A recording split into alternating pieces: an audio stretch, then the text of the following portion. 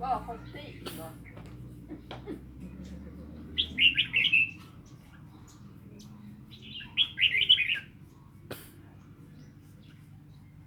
โอ้ตีจุก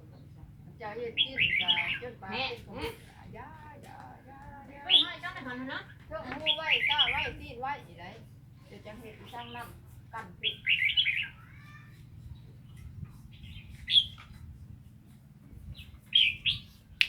ว่าเป็นที่ทำไม่ได้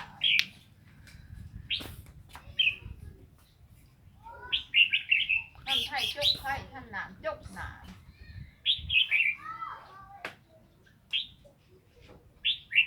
จะทำมาแกล้งกับท่านผู้เฒ่ามันก็พูดผู้เฒ่าใจ